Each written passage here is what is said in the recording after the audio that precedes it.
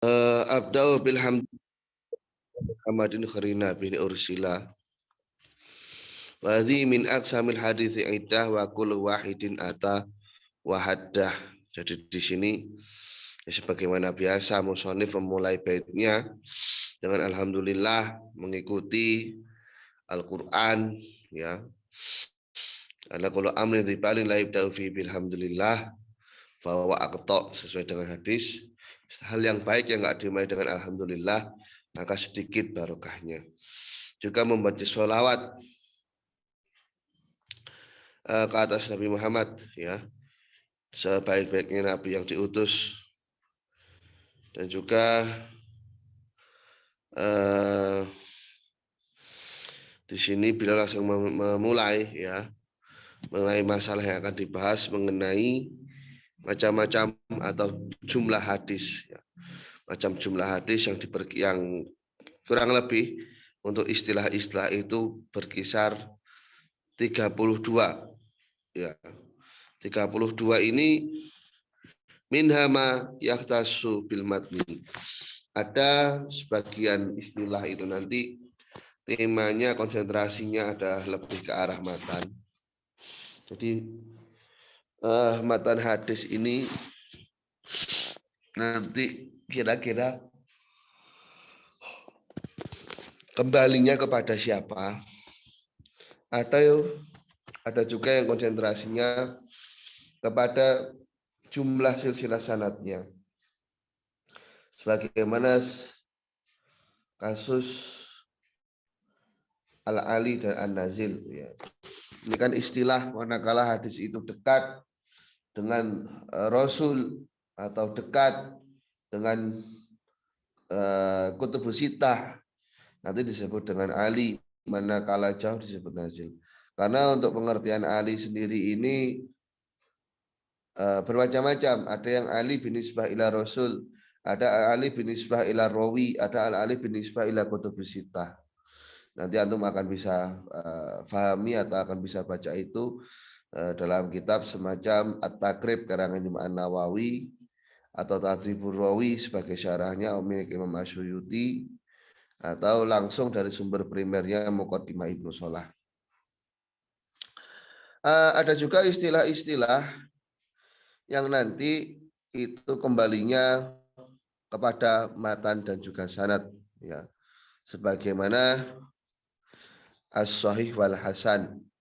Jadi sahih ini juga bisa meninjau dari redaksi matannya, namun juga bisa meninjau dari kesinambungan jalur sanadnya.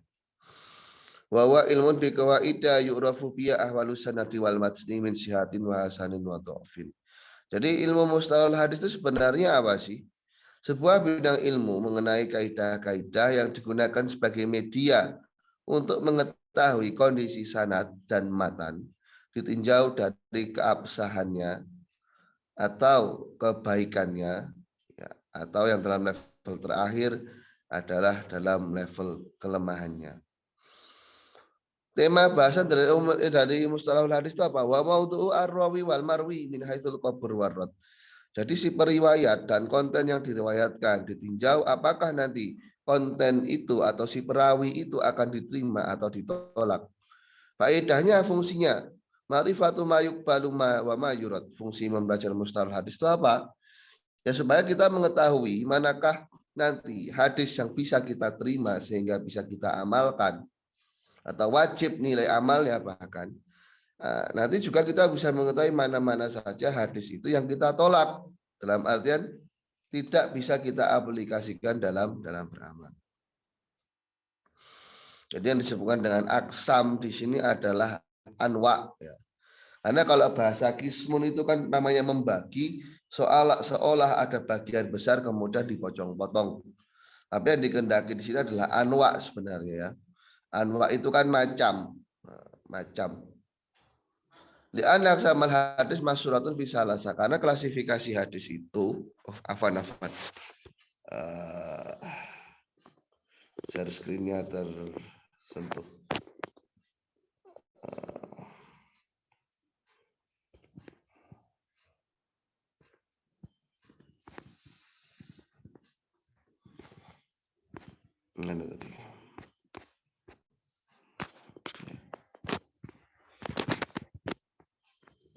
Nah, karena klasifikasi hadis itu ya terbagi menjadi 3 konsep. Ya, kenapa begitu? Yang meninjau hadis itu apakah nanti ya memiliki ciri-ciri konsep yang bisa diterima, yang berada di level yang tertinggi, yakni adalah sahih, di bawah sahih ada hasan, atau tidak mengandung sifat-sifat yang bisa diterima sama sekali. Nanti disebut dengan hadis dhaif.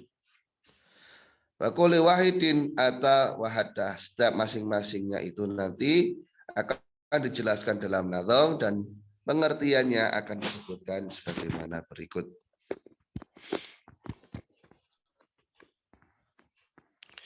Awaluha sahihu wa huwa matasal isnaduhu walam yushad wa au yu'al yarwihi atun dhabitun an mithlihi mu'tamadun fi dhabtihi wa naqlihi. Ya kalau bisa ya, kalau tidak banyak kesibukan silakan dihafal baitnya, hanya 39 sih, 39 bait, sedikit. Jadi apa yang sebenarnya dikehendaki dengan hadis sahih? Hadis sahih ya, ini macam yang pertama. Hadis sahih ini adalah hadis yang disepakati nilai keabsahannya untuk pengertiannya adalah sebuah redaksi atau konten hadis yang kesinambungan sanadnya itu ya terjaga, dalam artian kesinambungan sanadnya itu sedari akhir ya sampai ke perawi akhir hingga ke sumber primer, sumber pertamanya itu semua tidak terputus. Jadi silsilah atau kesinambungan jalur hadis pada matan itu ya dari setiap para perawinya itu bersambung dari guru-gurunya, dari awal mata rantai hingga akhir. Jadi dari Rasul ke sahabat, kemudian dari sahabat ke tabi'in, dari tabi'in ke tabi'in, dari tabi'in ke tabi'in, dan begitu seterusnya sampai ke rawi yang terakhir. Jadi ada kesinambungan di sana.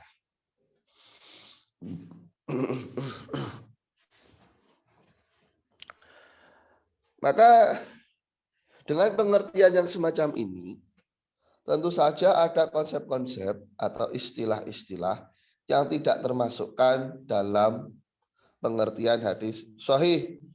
Sebagaimana contoh hadis mursal.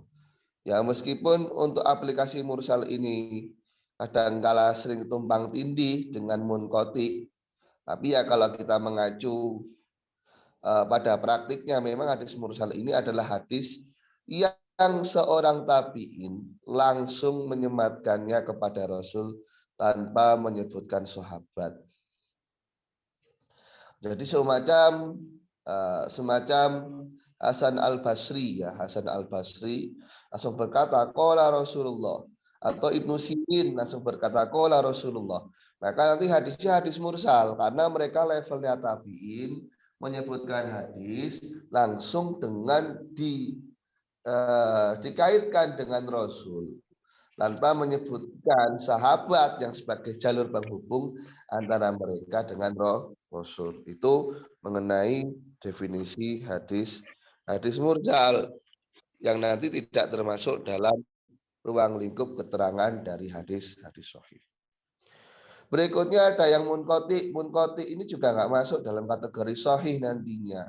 Karena munqati itu artinya terputus pada mata rantainya, baik di atas ataupun di bawah, nanti ada ketidaksinambungan antara mata rantai disebut dengan munqati. Kemudian ada juga mu'dhal. Mu'dhal ini kasusnya terputusnya mata rantai dua orang secara kesinambungan. Jadi umpama dari Rasul putus, sahabat nggak ada, tabiin nggak ada. Tahu-tahu tabiin bilang, oh, saya dapat hadis yang bunyinya begini dari Rasulullah. Nanti mu'dhal. Mu'allaq, ya nanti ada mu'alak. Sebenarnya nanti di belakang ada semua definisinya ya. Mu'alak ini kasus hadis yang sanadnya ada yang dibuang. Jadi tergantung jadi ya, karena sanadnya dibuang.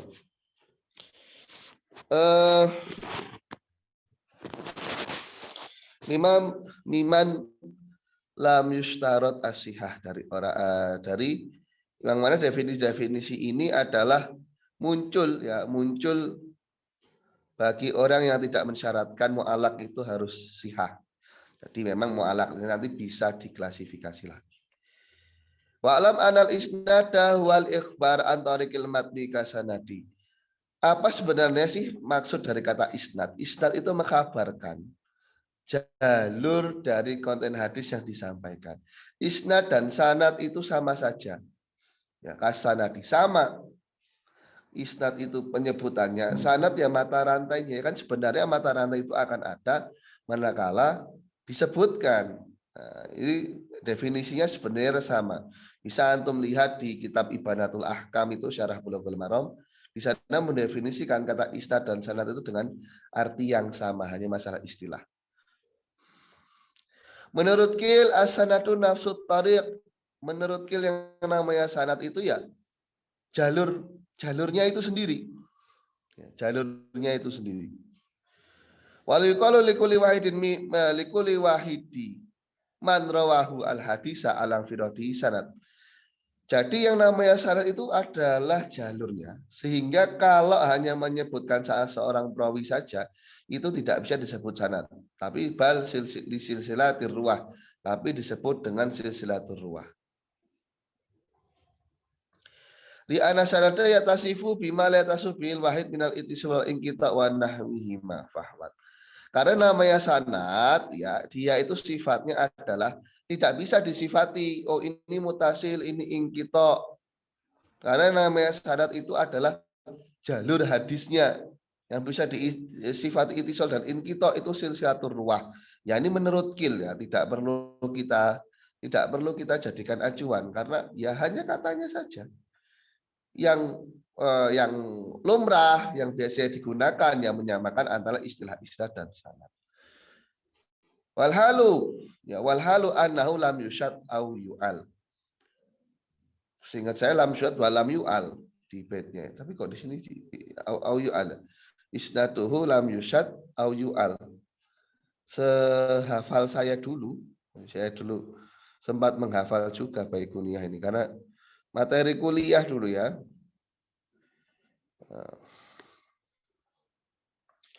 Isnaduhu walam yusyad walam yu'al, yang saya hafal sih begitu. Dengan dimajulkan keduanya, jadi tidak terpapar konsep syad dan juga tidak terpapar ilah. Nah, apa itu syad, apa itu ilah? Yang namanya syad mukhalafatus thiqah liman huwa awsaku minhu. Jadi manakala ada salah seorang perawi yang dia itu ya berlawanan konten hadisnya dengan orang yang lebih terpercaya. Umpama Imam Bukhari memiliki sebuah konten hadis yang berbeda dengan katakan Imam Hakim gitu ya. Nah, Imam Hakim ini kalau diperbandingkan dengan Imam Bukhari, ya maka riwayat Imam Hakim ini nanti akan disebut dengan hadis yang syadz. Kenapa? Karena bertentangan dengan konten dari Imam Bukhari yang nilainya lebih kuat. Ini kita umpamakan saja semacam itu. Jadi kalau ada rawi konten hadisnya A menyalahi mayoritas atau menyalahi rawi yang lain yang lebih kuat hafalannya, jadi standarisasinya lebih mumpuni, nanti yang diriwayatkan oleh perawi A itu yang kontennya A akan disebut dengan hadis syadz karena bertentangan dengan konten B yang diriwayatkan oleh rawi yang lebih kuat. Wala farqa bainal illa adh-dhahirah wal khofiyah. Nggak ada bedanya ilah dhahirah kal fiski. Ternyata rawinya itu fasik. Kelihatannya baik-baik saja karena setelah diteliti dia rajin minum khamar. Setelah diteliti ternyata dia rajin berjudi, rajin sabung ayam, mengadu hewan.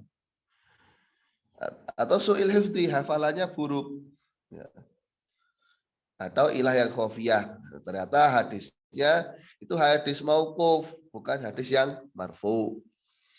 Nanti akan kita bahas di istilahnya masing-masing. Saya lanjutkan, jadi hadis sahih bisa kita ulangi lagi. Hadis yang sanadnya mutasil, yang tidak syad dan juga tidak ada ilahnya. Loh, Ustaz tadi ilah apa? Belum disinggung. Ya, ilah itu adalah sebuah penyakit, ya, ada sebuah kelemahan, adalah sebuah kelemahan pada hadis yang di sana memang perlu adanya ahli bedah hadis, ya, ada ahli kritik hadis. Karena kalau dilihat secara zahir sebenarnya fine aja, nggak apa-apa, nggak ada problem, no problemo. Tapi ternyata setelah ditelisik, diteliti, dibedah oleh para pakar, di sana ada problemnya. Nah, itu yang dikehendaki dari ilah. Selanjutnya sanad yang mutasil itu yarwihi adlun fi riwayah, diriwayatkan oleh orang yang terpercaya, diriwayatkan oleh orang yang baik. Ya, adil ini dia itu orang yang taat beragama, mudahnya begitu. Taat beragama, kemudian memperhatikan nilai-nilai sosial. Yakni muslim mukallaf asalim minal fiski wa sahiril hisah. Jadi seorang muslim yang mukallaf itu terkena beban syariat ya. Kemudian asalim minal fiski, dia itu tidak fasik. Ya. Kalau hanya muslim mukallaf saja banyak, tapi tidak fasik. Nggak suka minum khamr, tidak melakukan hal-hal yang merendahkan derajatnya. Waso'i ghairil hisah, dan juga tidak hobi melakukan hal yang remeh. Umpama dia muslim mukallaf gitu. Tapi kalau keluar rumah cuma pakai celana dalam aja kayak di pantai, ini apa-apaan gitu.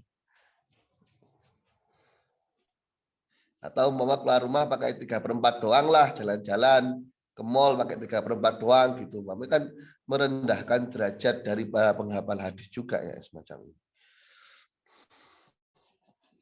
Fa kharaja al-fasiku wal majhulu ainan.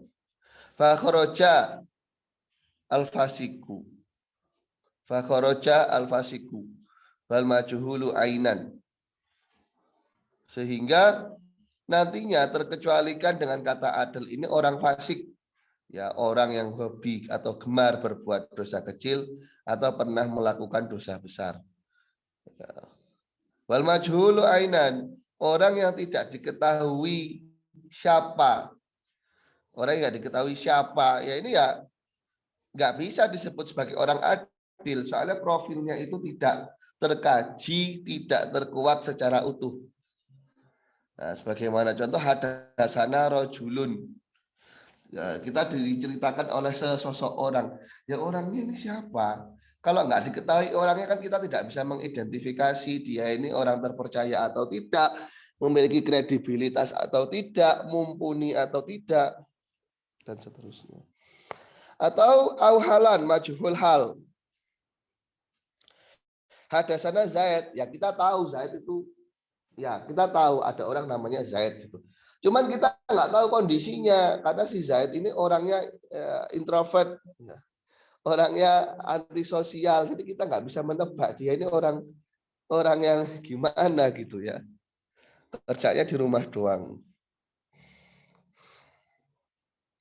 Ini dikarenakan wala na'rifu sifat, tahu kita nggak tahu sifat dari si Zaid ini bagaimana. Wa dakhala rifayatul mar'ati wa riwayatul raqiqi. Nantinya masuk dalam keterangan adlun ini adalah sebuah riwayat yang disampaikan oleh hamba sahaya atau sebuah riwayat disampaikan oleh seorang wanita. Enggak masalah wanita, contohnya semacam Siti Aisyah ya, atau semacam Sayyidatuna Hafsah. Enggak apa-apa. Fine aja. Atau hamba sahaya, enggak apa-apa. Selain adil harus dobit. Nah, apa dobit itu? Jadi dia menguasai hadisnya, baik secara hafalan atau menguasai konten hadisnya karena ia memiliki buku catatan. Dobit soter, Salah satu varian dari dobit adalah dobit soter, bahwa ayat buta masami'au bihaitu yatamakanu menisidarihi mata sya'a. Yakni ia menguasai apa yang ia dengar. Jadi dia memang hafal. Manakala ia mau, ia bisa menyampaikannya. Itu disebut dengan dobit soter. Atau dobit kitab. Dobit kitab ini berarti dia memiliki catatan atau salinan ya atas hadis tersebut. Dan ia jaga kitab itu semenjak dari ia mendengar hadisnya, ya. Semenjak dari ia mendengar hadisnya. Dan sampai di waktu ia menyampaikan hadis.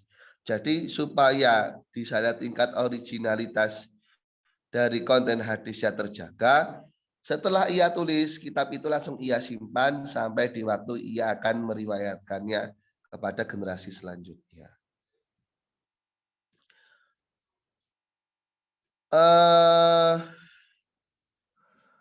Berikutnya, an-misli diriwayatkan dari orang yang sepadan. Jadi kalau disyaratkan adil, orang sebelumnya ya harus adil, mundur lagi harus adil. Dari orang-orang adil semua. Ayyarwihi adlun dhabitun an adlin misli min awali sanadi ila muntahahu. Jadi memang hadis itu diriwayatkan oleh seorang yang adil, orang yang dhabit, yang mumpuni, dari orang adil semacamnya, jadi juga harus mumpuni juga gurunya, dari awal sanad hingga akhir sanad. Bahwa nabiyu, awi sahabiyu, awi tabi'iyu. Maka masuk dalam konsep sahih nanti hadis marfu, mauquf dan maqtu. Ya. Jadi mengacu ini nantinya hadis yang kembali kepada Rasul atau asar sahabat atau yang kembali kepada tabi'in itu bisa kita nilai sahih selagi diriwayatkan orang terpercaya dari generasi-generasi, sanadnya mutasil, tidak terkena ilah dan juga nilai-nilai syad. Mu'tamadun fi dhabtihi, ya orang adil yang bisa dipercaya kemampuan hafalannya atau dari umpama dari tulisannya, tingkat originalitas kitabnya. Jadi dobet itu yang penting penguasaan rawi kepada konten hadis baik secara hafalan atau ia tulis dan simpan kontennya semacam itu. Makanya fi dhabti wa naqlihi, bisa ia hafal atau ia nukil dari kitabnya. Ya. Fa'ulima ana sahih lidatihi ma jama'a syurutan khamsatin. Jadi bisa kita pahami syurutan khamsatan ya. Bisa kita pahami yang disebut dengan sanad mutasil itu disebut dengan hadis sahih ya. Hadis sahih itu apa? Pertama adalah manakala sanadnya itu mutasil, ittisalus sanadi. Ketentuan yang pertama. Ketentuan yang kedua, wasalamah minasyudud. Di sana tidak ada nilai syadnya. Seperti tadi disinggung, namanya syad adalah menyalahi hadis yang lebih kuat atau menyalahi hadis yang diriwayatkan oleh sekelompok orang, mencurigakan. Loh, ini mayoritas bilangnya begini kok, itu bilangnya begitu, mencurigakan itu kan. Namanya syad. Nggak boleh ada ilahnya. Setelah dibedah tetap harus main-main saja. Setelah dibedah harus baik-baik saja hadisnya, tidak terdapat penyakit dalam. Diriwayatkan oleh seorang yang adil, ya, baik secara riwayah ataupun secara tingkat kredibilitasnya, profesionalitasnya. Contohnya hadis Bukhari dari Thariqil A'raj dari Abu Hurairah radhiyallahu anhu qala Rasulullah sallallahu alaihi wasallam laula an asyqa ala ummati la amartuhum bisiwakin kulli salatin. Jadi fungsinya di sini kenapa kok enggak langsung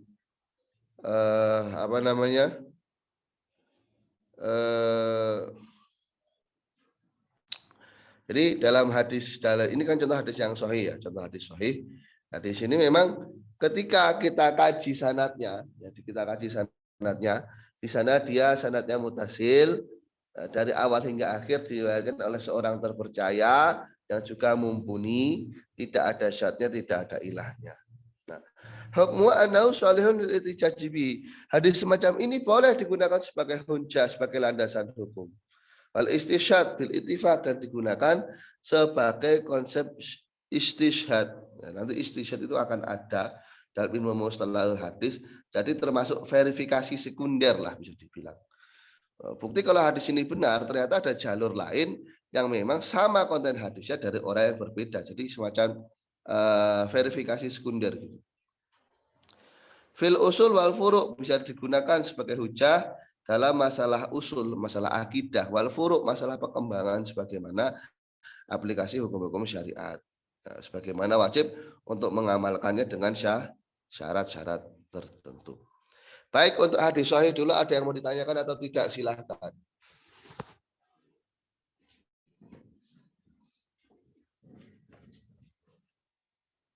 Sudah cukup jelas atau cukup membingungkan keterangan saya? Nggak apa-apa, tanya aja santai.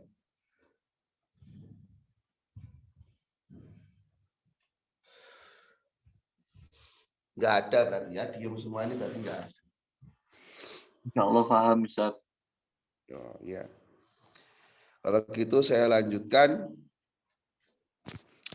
Kita akan mulai membahas hadis hasan. Bait nazamnya, wal hasanul ma'rufu turqon wa godat rijaluhu laka sahih istashharat.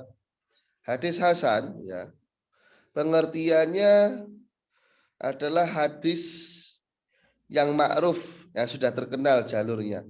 Ini sebenarnya mirip dengan pengertian hadis hasan yang disampaikan oleh Imam Tirmidzi, yang kemudian sedikit dikoreksi oleh Imam Ibnu Shalah. Cuman nggak apa-apa, nggak masalah. Hanya perlu dikomplitkan saja. Jadi perawi hadis hasan itu adalah orang-orang yang ma'ruf sebagaimana perawi hadis sahih. Wa bima baqiya kharaja al-dhaif.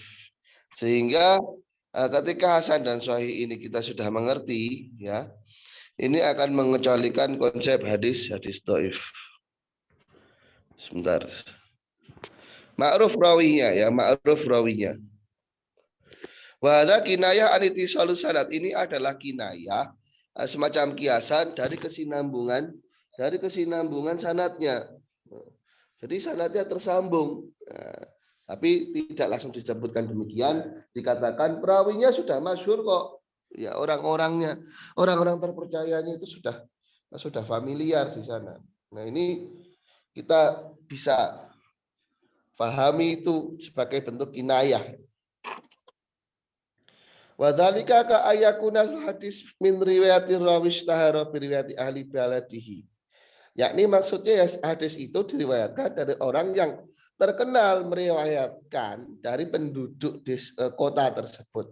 Sebagaimana Imam Qatadah untuk kota Basrah, dari penduduk Basrah. Karena hadis, ya, hadis penduduk Basrah itu ketika diriwayatkan dari kota dan semacamnya, ya, miman wa bimanzilatihi, karena mukhariju, maka perawinya di sana adalah memang terkenal, ya, memang perawi terkenal karena kemasyhuran kesinambungan Imam Qatadah menurut para ahli hadisnya, sehingga mengecualikan konsep mursal, munqati, mu'dhal, ya. Kemudian mudallis, ya, sebelum tadlisnya itu terjelaskan, ya. Karena kalau tadlisnya belum dijelaskan, itu nanti belum bisa diidentifikasi ada yang mutasil atau tidak. Sebentar ya, ini saya ada perlu sebentar, mungkin sekitar 5 menit, nanti saya lanjutkan lagi. Recordnya saya pause kan. Wagodat sorot rijaluhu mukharijuhu, ya, mukharijuhu mustahiratun bil adalati wa dhabat La kasohi yastaharot. Jadi perawi dari hadis Hasan ini meskipun mereka familiar ya bagi penduduk sebuah negara atau sebuah kota, tapi tentu saja nilai popularitas mereka tidak sebagaimana hadis sahih. Jadi kredibilitas dari rawinya itu di level yang berbeda meskipun toh sama-sama familiar terkenal sebagai perawi hadis. Makanya dikatakan balistiharon aqallu min dalik. Popularitasnya nggak setinggi para perawi hadis sahih. Nah, makanya masuk dalam hadis Hasan. Wa ulima min hadza al hasana yusyariku sahih fi sanadi wa adali riwati wa dhabti ma ilam yasilu darajata riwati sahih. Dari sini kita bisa mengerti ya hadis Hasan itu adalah hadis yang mirip dengan hadis sahih. Lalu bisa kita katakan ya konsepnya sama dengan hadis sahih, syaratnya harus mutasil, rawinya harus adil, kemudian sama dan juga harus kredibel, tapi standar kualitasnya yang berbeda antara sahih dan Hasan. Ya katakan hadis sahih ini perawi level SSR, super rare. Nah, mungkin yang hadis Hasan itu di bawahnya itu SR gitu aja. Wah, bagian min syarti sahih as-salamah min asyudzuz wal illah. Nah, untuk syarat sahih tadi kan dikatakan harus selamat dari namanya syad dan illah. Nah, ini falhadu al-jami'il hasan. Jadi pengertian yang juga bisa dikumpulkan dalam Hasan kurang lebih begini. Mata sholah sanaduhu binakli adin dobitin kolla dobduhu killatan la tulhikuhu bihaliman yu'adu tafaruduhu mungkaron wasalima minasyudhuri wa minal illah. Pengertian hadis Hasan, hadis yang mutasil sanadnya dinukil atau diriwayatkan dari seorang adil yang terpercaya, yang kredibel. Ya. Dobit ini maksudnya profesional, dia memang bisa menguasai kontennya, ya baik dobit soter ataupun dobit kitabah. Ya. Namun kemampuan dobitnya ini tidak setinggi para perawi hadis sahih. Nah, dobitnya ini lebih rendah ya, dengan kadar minimalnya tidak sampai ia itu nanti ketika meriwayatkan hadis dianggap sebagai hadis yang mungkar. Jadi hadis mungkar itu adalah hadis yang diriwayatkan oleh seorang yang dhaif tapi menyalahi hadis-hadis sahih dan hasan. Jadi disyaratkan ya dobetnya itu sedikit lebih rendah namun tidak sampai memasukkan ia dalam golongan hadis mungkar mana ilah ia riwayatkan sendiri. Kemudian selamat dari syad dan juga dari illah. Fabi qaulihi ita sholah sanadu dakhala as-sahih. Sebenarnya kalau dikatakan itu sholah sanadu ini masih bisa memasukkan sahih. Nah, tapi dengan adanya keterangan binakli atrin dhabitin qalla dhabtuhu dinukil oleh seorang terpercaya ya yang tingkat kemampuannya dalam penguasaan hadisnya itu sedikit lebih rendah, maka ini akan mencualikan hadis sahih. Akan mencualikan hadis sahih sehingga akan tersisa pembahasan untuk hadis dhaif ya. Yang karena nggak masuk circle dari hadis-hadis makbul. Ya, mereka satu grup hadis min haitsul qabr warad, tapi nggak masuk circle min haitsul nggak masuk circle untuk hadis-hadis yang bisa diterima. Ya meskipun ada hadis dhaif yang diterima kan, tapi nanti harus ada ketentuannya gitu, nggak sembarang.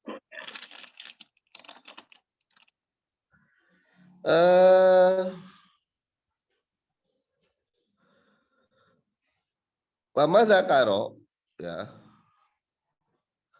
Wa ma dzukira huwal hasanul lidzati. Contoh hadis hasan lidzati sebagai hadis laula anasyaq ala ummati binadri li riwayati Muhammad bin Amr bin Alqamah an Abi Salamah. Nah, karena Nabi Muhammad itu masyhur dengan jujur. Ya. Fa inna Muhammadan, maaf kok Nabi Muhammad. Ini Muhammad perawi ini ya. Fa inna Muhammadan masyhurun bi sidq. Muhammad ini perawi yang jujur ya, dia adalah perawi yang amanah, terpercaya. Lakinnau laisa fi ghayatil hifdi. Tapi hafalannya itu tidak dalam taraf yang sangat baik. Hafalannya tidak di level tertinggi gitu ya. Ya bisa menghafal cuman B aja gitu.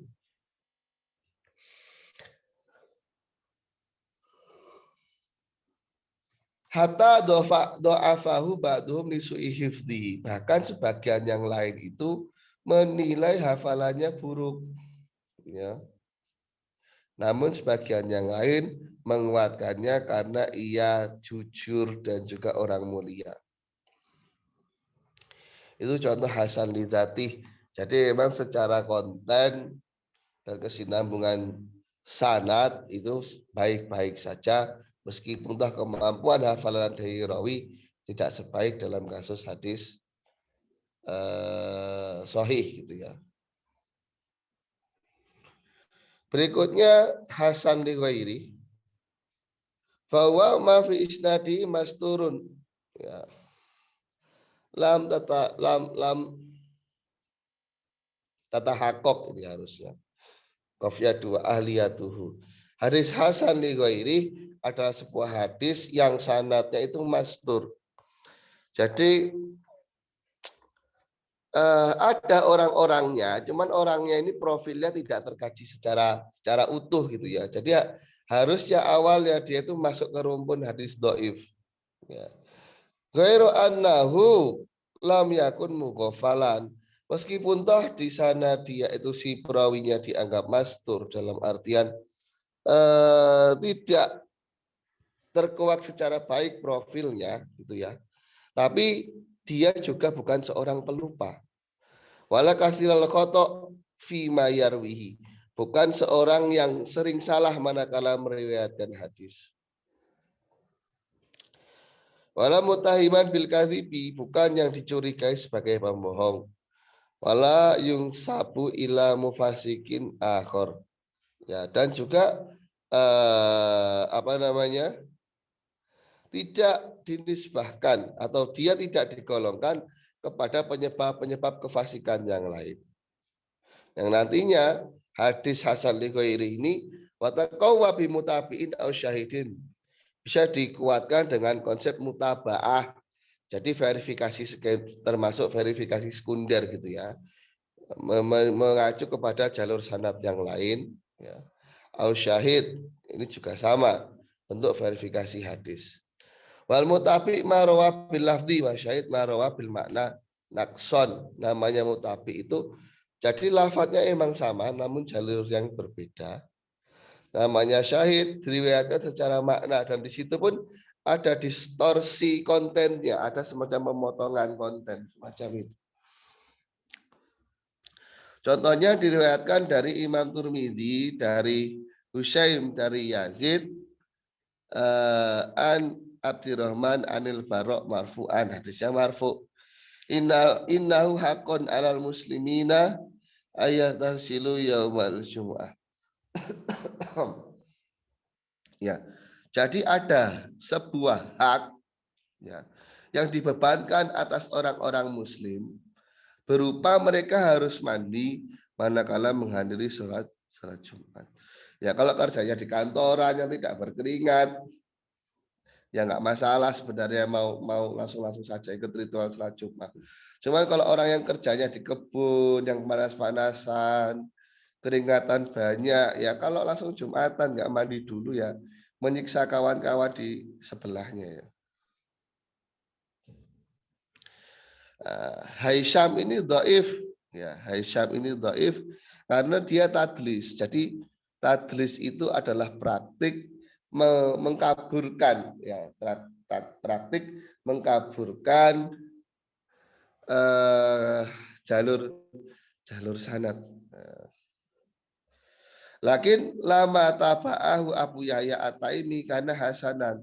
Ternyata meskipun di sana itu ada Haisyam yang dia itu dianggap lemah karena seorang pemalsu, gitu. Seorang pemalsu. Tapi ketika sudah dimutaba'ah setelah lakukan verifikasi sekunder dengan konten lafadz yang sama, di sana nyambung. Oh berarti ini hadisnya hadis hasan. Kenapa hasan? Ya karena diperkuat dengan jalur yang lain. Tapi kenapa kok hasan saja nggak sampai sahih? Masalahnya ya ada si Husaim tadi yang dia ini adalah seorang pengkabur data. Nah, hukum hadis hasan sebagaimana hadis sahih bisa digunakan sebagai hujah, ya, walaupun toh tidak di level yang sama. Untuk hadis hasan ada yang ingin ditanyakan atau tidak? Silahkan. Enggak ada ya? Enggak ada. Gimana? Akhi Hamzah mau tanya? Enggak. Insyaallah enggak, Ustaz. Enggak tanya itu karena sudah paham atau enggak tahu apa yang mau ditanyain? Paham insyaallah. Oh, ya. Itu untuk hadis sahih. Berikutnya ada hadis dhaif. Wa kullu ma an rutbatil husni. Kullu ma an rutbatil husni kusur. Bahwa dhaifu bahwa aksaman katsur. Wa kullu ma an rutbatil husni kusur. Bahwa dhaifu bahwa aksaman katsur. Level di bawah hadis hasan adalah hadis dhaif, ya. Dan hadis dhaif ini banyak varian bagiannya, macam-macamnya itu banyak. Hadis dhaif wa kullu ma an rutbatil husni. Jadi setiap hadis yang tidak mencapai derajat hasan, gitu ya. Wasnya bil aula, ya apalagi hadis sahih. Kalau dengan hadis hasan saja nggak sampai, apalagi hadis sahih. Di sini setiap hadisnya qasur, terbatas jalur riwayatnya wanhanto, ya, berada di bawah dari cakupan hadis hasan. Nah, disebut dengan hadis dhaif, fayuqalu lahu, ya, mardud. Hadis dhaif ini disebut hadis mardud, hadis tertolak. Li anau la yuhtaju bi fil ahkami asyariyah. Karena hadis dhaif ini tidak bisa dijadikan landasan, tidak bisa dijadikan sebagai argumentasi hukum syariat. Hadis dhaif ini aksam, banyak macamnya. Binadri ila aksamihi katsur, ya. Ausolaha bahkan itu mencapai ila salasi mi'atin wa ihda wa thamanina. Menurut sebagian ulama aplikasi, ya, pembagian apa namanya untuk hadis dhaif ini, pembagian untuk hadis ini mencapai sekitar 381, ya, mencapai 381. Banyak sekali varian dari hadis dhaif.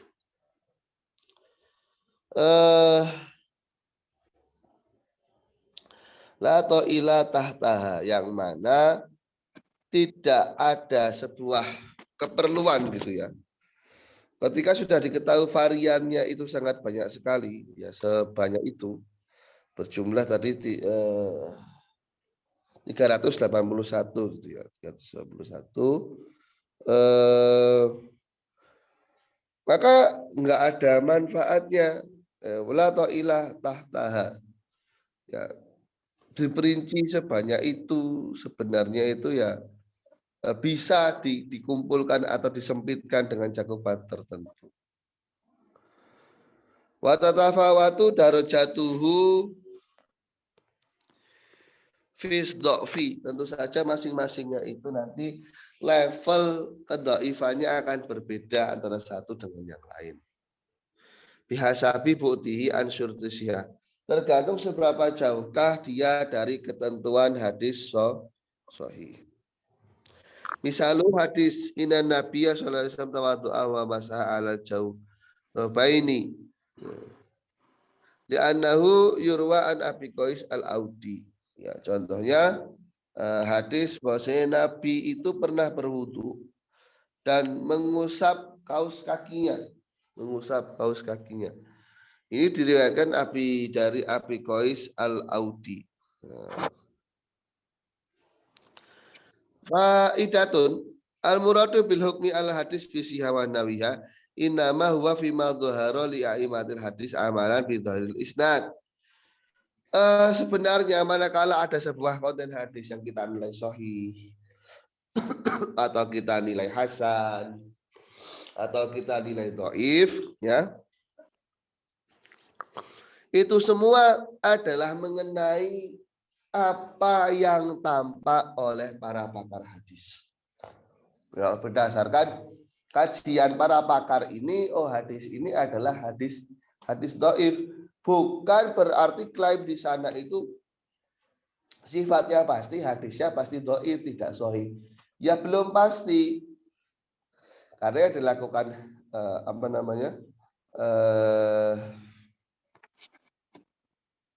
para ulama itu kan melakukan kajian untuk mencari tahu hadis ini berada di level apa. Dan itu sifatnya bukan sebagai klaim pasti, pada hakikatnya ini hadis yang tidak sahih. Jadi dhaif ini berdasarkan ijtihad para ulama. Kalau ternyata nanti bisa setelah dikaji ulang kok ternyata sahih, ya nggak apa-apa, maka silakan direvisi. Hadis ini adalah hadis dhaif menurut golongan tertentu setelah melakukan pengkajian ulang. Cuman tetap tidak semudah itu, karena ilmu mustalahul hadis atau ilmu hadisnya ini kan kajian secara historikal yang orang-orangnya itu sudah wafat beribu-ribu tahun yang lalu, ya beribu-ribu, ya beratus-ratus tahun yang lalu. Nah, jadi ya akan semakin rumit semakin akhir tahun itu, ya, karena para perawi juga sudah semakin jauh jalannya. Jadi ketika para ulama hadis bilang ini hadis sahih, bukan berarti secara hakikat itu sahih, ya enggak. Dikatakan sahih itu karena dia sudah berhasil keluar dari standarisasi yang ditetapkan oleh para ulama. Amalan bidharil isnad, melihat zahir dari sanadnya, lal qat'i bisihah, tidak menilai pasti sahih fi nafsil amri, pasti sahih secara ditinjau secara kontennya, ya. Nggak bisa begitu. Kenapa? Di jawazil khata' wa nisyan ala siqah wa dhabti wa sidqi ala ghairihi. Karena bisa saja terjadi kesalahan, terjadi kelupaan atas seorang perawi yang bahkan terpercaya sekalipun, yang dia itu tingkat kredibilitasnya nggak diragukan, salah itu masih mungkin saja, gitu loh. Makanya klaim sahih itu bukan berarti kultus ini pasti sahih, tidak. Ini berdasarkan ijtihad para ulama. Paksek semacam ini pada hadis yang tidak mutawatir. Tidak mutawatir itu hadis yang dalam jalur sanadnya hanya 1, 2, 3 orang, ya. Tidak mencapai level yang mereka itu tidak memungkinkan untuk sepakat melakukan kebohongan. Nah, makanya dikatakan amal mutawatir fa innahu maqtu'un bi sihhati. Hadis mutawatir itu dapat dipastikan nilai keabsahannya pasti sahih. Oke. Ini ada yang ingin ditanyakan atau tidak sampai sini dulu? Tidak ada? Sepertinya nggak ada, ya. Gimana Aki Hamzah, mau tanya? Enggak? Insya Allah enggak, Ustaz. Oke, kalau begitu mungkin pertemuan malam hari ini saya cukupkan sekian. Insya Allah kita lanjutkan di Jumat malam Sabtu. Kalau dirasa jam 9 malam WIB ini terlalu malam, ya kita coba nanti ajukan ke jam 8 WIB gitu ya. Cuma nanti kondisional, soalnya biasanya jam 8 WIB saya juga masih mengisi kasihan mantik. Nanti kita situasional saja. Saya kabarkan di grup jam 8 WIB atau jam. Baik, natafi bihadzal qadar, subhanallah wa bihamdika, asyhadu an la ilaha illa anta, astaghfiruka wa atubu ilaik. Assalamualaikum warahmatullahi wabarakatuh.